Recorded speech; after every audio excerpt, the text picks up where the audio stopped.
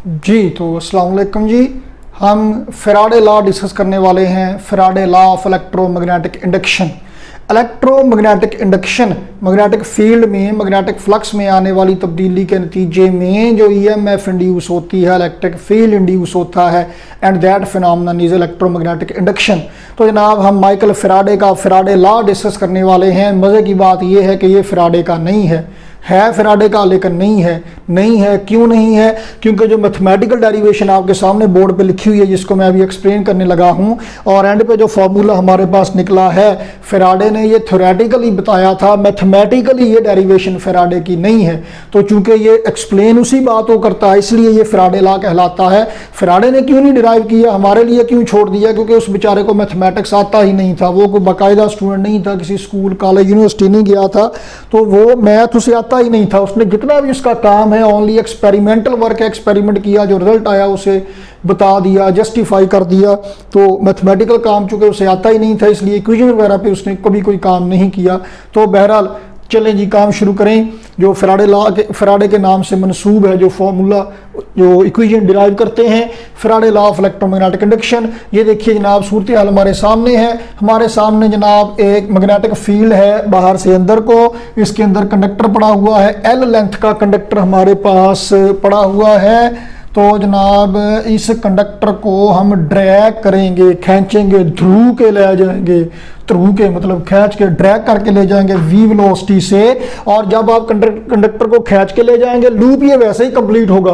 तो जब ये कंडक्टर यहाँ पे है, लेंथ इसकी l है और विड्थ है जनाब x1, जब आप इसे ड्रैग करके खींच के ले जाएंगे तो लूप का एरिया जो पहले इतना था, अब ये लूप का एरिया हो जाएगा जनाब आली। मैं देख लूँ वीडियो भी चल रही है कि मैं हवा में बोली जा रहा हूँ, चल रही है, 2 मिनट हो गया। अच्छा, तो कहाँ पे थे हम? कि पहले जो एरिया ये था L इंटू x1, जिसे हम A1 कहेंगे। तो अब जब आप कंडक्टर को खींच के ले गए हैं तो लूप का एरिया पहले से क्या हो गया जनाब? ज्यादा हो गया। तो अब विड्थ कितनी हो गई? x2 जनाब। ये एक साइड में कंडक्टर की लेंथ तो वही है L ही, तो अब नया एरिया कितना हो जाएगा? L into x2। तो कंडक्टर को खींच के आप जो ले गए हैं, कितना फासला तय किया उसने? Delta x, that is equal to x2 minus x1। ये फासला है डेल्टा x, आपने फासला तय कराया। और जब आप इसे खींचेंगे इक्विलिब्रियम में रखते हुए यूनिफॉर्म वेलोसिटी से ये फासला तय किया गया। कैसे जी? यूनिफॉर्म वेलोसिटी से ये फासला तय किया गया है। तो जनाब v s is equal to v t, यहां से शुरू करते हैं। s is equal to v t, तो v is equal to s over t। s तय करदा फासला कितना है? Delta x। कितने टाइम में? डेल्टा t टाइम इंटरवल में ये फासला तय हुआ, तो v is equal to delta x over t। जनाब चूंकि कंडक्टर को आप ड्रैग करके ले गए हैं, खींचा है आपने, रिलेटिव मोशन इन्वॉल्व है, तो जो ईएमएफ इंड्यूस होगी, ये मोशनल ईएमएफ वाली वेरी प्रीवियस वीडियो में डिस्कस कर चुके हैं। तो जनाब जो ईएमएफ इंड्यूस होगी, मोशनल ईएमएफ, वो क्या होगी? It can be found out by using this formula minus VBL sine theta.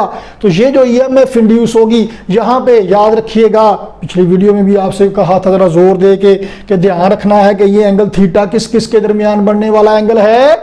याद कीजिए जरा, वेलोसिटी और मैग्नेटिक फील्ड के दरमियान। तो कंडक्टर की यानी चार्ज कैरियर की वेलोसिटी ऐसे है, मैग्नेटिक फील्ड ऐसे है, एंगल यहाँ पे है जनाब आली 90 का, तो एंगल 90 हो गया, साइन 91 हो गया। ईएमएफ जो इंड्यूस हो रही है, मोशनल ईएमएफ, ये है माइनस VBL, यानी कि EMF is equal to minus v की जगह पे वैल्यू आ गई delta x over delta t into BL। इसे कह लिया इक्वेशन नंबर 1।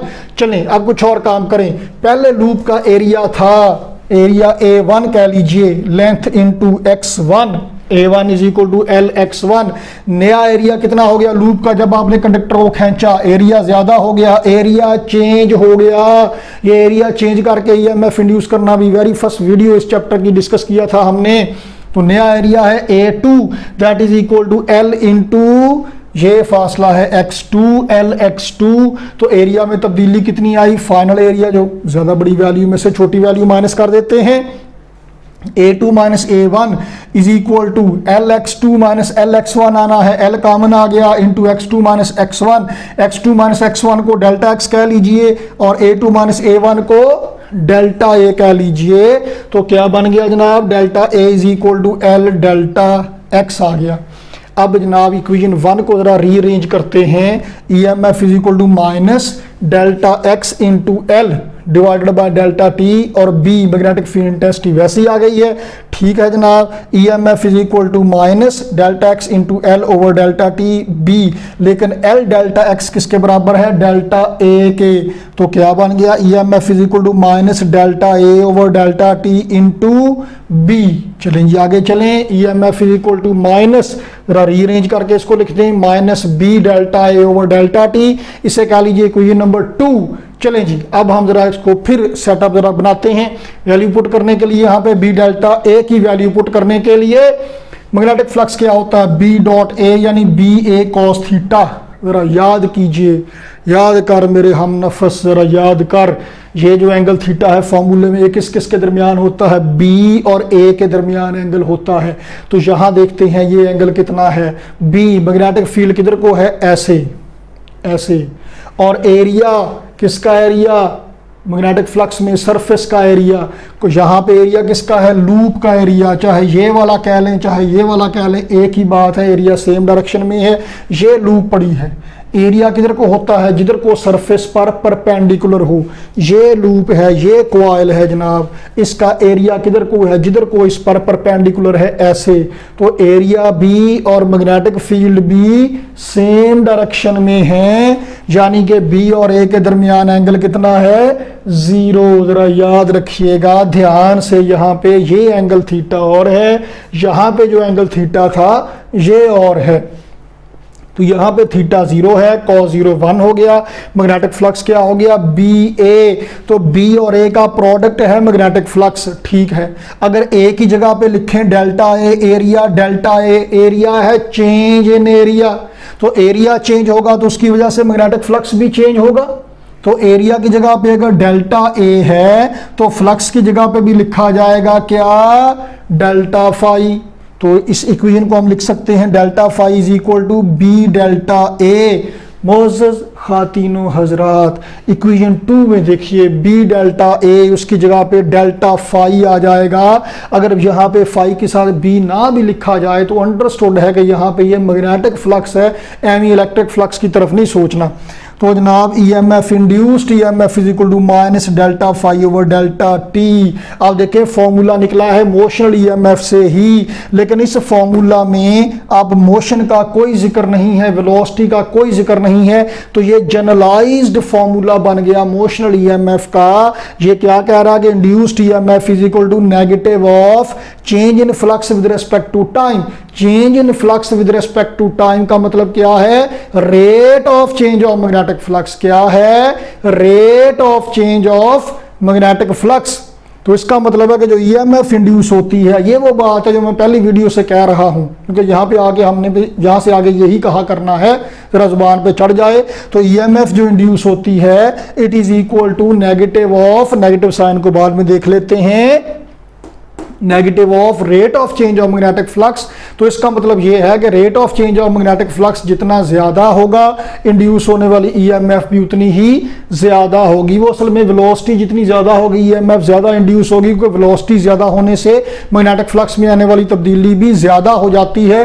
तो rate of change of magnetic flux के डायरेक्टली प्रोपोर्शनल है इंड्यूस्ड ईएमएफ। एक बात और भी याद रखिए, वाज़ेह तौर बिल्कुल वेरी मच क्लियर होना चाहिए आपको कि इंड्यूस्ड ईएमएफ मैग्नेटिक फ्लक्स पे डिपेंड नहीं करती, change in magnetic flux per unit time पे डिपेंड करती है। मतलब यहां फ्लक्स नहीं आना, चेंज इन फ्लक्स आना है, rate of change of flux, change in flux per unit time.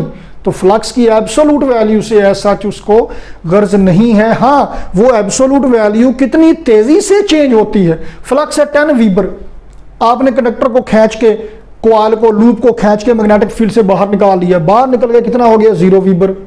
अब वो 10 से 0 होने में कितना टाइम लगेगा? जितने थोड़े टाइम में चेंज 10 से 0 हो जाएगी, उतना rate of change of magnetic flux ज्यादा होगा, ईएमएफ उतनी ज्यादा इंड्यूस होगी। तो एज सच वो मैग्नेटिक फ्लक्स की वैल्यू पे नहीं, बल्कि उसमें आने वाली चेंज पे। अगर वही 10 से 0 हो ज्यादा टाइम में तो स्लोली चेंज होगा, ईएमएफ कम इंड्यूस होगी। तो डिपेंड करता है rate of change of magnetic flux कितना है, मैग्नेटिक फ्लक्स कितना है वो नहीं, rate of change of magnetic flux कितना है उस पे इंड्यूस होने वाली ईएमएफ डिपेंड करेगी। अगर सिंगल लूप की बजाय पूरी कॉइल हो, नंबर ऑफ टर्न जिसके n हो तो EMF इज इक्वल टू, फिर आप यहाँ पे नंबर ऑफ टर्न n लिख देंगे तो n delta phi over delta t. ये फॉर्मूला है जनाब फैराडे लॉ का। इसमें क्या कह रहा है, फिर से देखिए, इंड्यूस होने वाली EMF डिपेंड करती है किस पे, rate of change of magnetic flux पे डिपेंड करती है, कॉइल की नंबर ऑफ टर्न पे डिपेंड करती है, and induced EMF is opposite to rate of change of magnetic flux.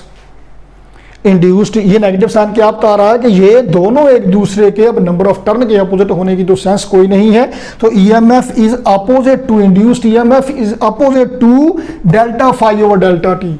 Induced EMF is opposite to rate of change of magnetic flux.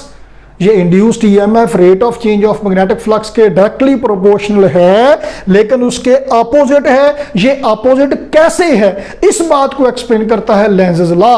तो एक question मैं दिया करता हूं, आपको भी आ जाएगा जब अगर आप ये वीडियो देने वाले टेस्ट देंगे तो, कि Lenz's law starts where Faraday law ends up. जहां फैराडे लॉ खत्म होता है लेंज़ेस लॉ वहां से शुरू होता है। क्यों? लेंज़ेस लॉ जो हमारी आने वाली वीडियो है वो एक्सप्लेन करती है किसको, सिर्फ और सिर्फ इस नेगेटिव साइन को एक्सप्लेन करती है, दैट्स ऑल। फैराडे लॉ ने यहां तक बात कह के छोड़ दी कि जो EMF इंड्यूस होती है it is opposite to rate of change of magnetic flux. ये इंड्यूस होने वाली EMF rate of change of magnetic flux को कैसे अपोज करती है, उसके अपोजिट कैसे है, इस बात को एक्सप्लेन किया जाता है किसमें, लेंज़ेस लॉ में, जो कि एक्सप्लेन किया जाएगा आने वाली वीडियो में। तो स्टे ट्यून्ड, स्टे सब्सक्राइब्ड। मिलते हैं अगली वीडियो में, तब तक के लिए अल्लाह हाफिज।